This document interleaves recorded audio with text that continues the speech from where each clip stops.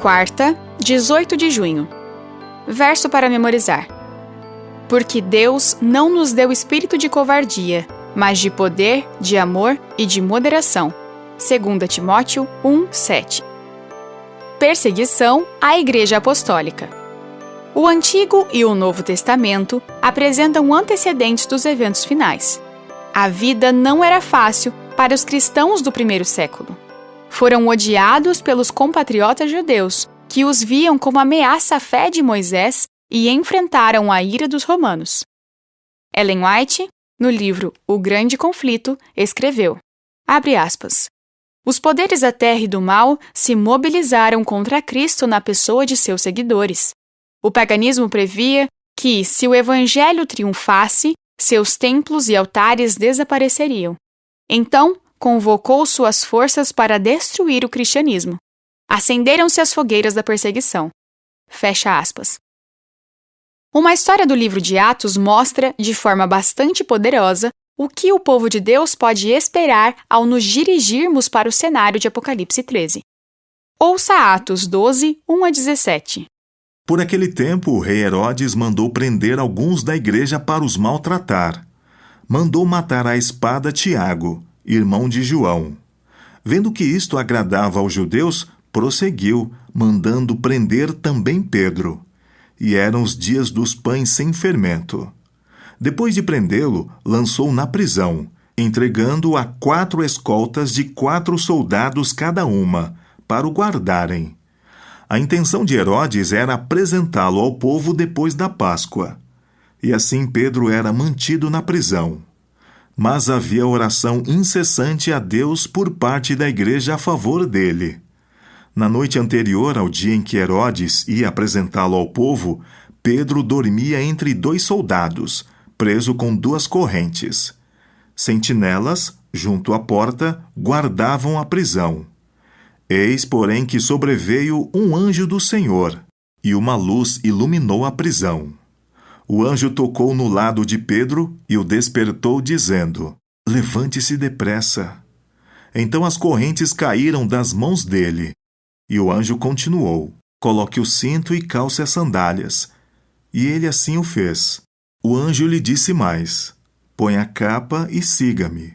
Então, saindo, Pedro o seguia, não sabendo que era real o que estava sendo feito pelo anjo. Ele pensava que era uma visão.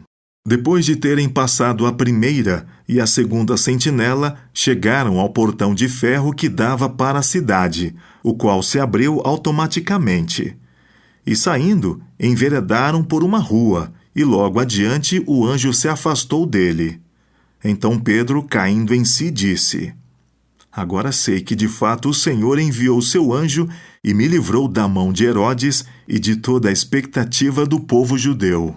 Ao se dar conta disso, Pedro resolveu ir à casa de Maria, mãe de João, também chamado Marcos, onde muitas pessoas estavam congregadas e oravam.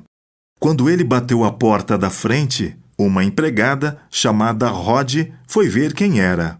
Reconhecendo a voz de Pedro, ficou tão alegre que nem o fez entrar, mas voltou correndo para anunciar que Pedro estava à porta. Então os outros disseram, você ficou louca? Ela, porém, persistia em afirmar que era verdade. Então disseram, é o anjo dele. Enquanto isso, Pedro continuava batendo. Quando abriram a porta, viram-no e ficaram admirados. Ele, porém, fazendo-lhes sinal com a mão para que se calassem, contou-lhes como o Senhor o tinha tirado da prisão, e acrescentou, anunciem isto a Tiago e aos irmãos. E saindo, foi para outro lugar. Pergunta 6. Quais elementos desse texto prenunciam os eventos finais? Tiago havia sido decapitado, e Pedro seria o próximo. Os cristãos enfrentavam pena de morte. Um dos aspectos notáveis da história é que Pedro estava dormindo naquela noite terrível em sua vida. O anjo teve que tocar no lado dele para acordá-lo. Pedro foi libertado miraculosamente e se dirigiu a uma reunião de crentes que tiveram dificuldade em acreditar que ele realmente havia sido libertado, embora estivessem orando por isso.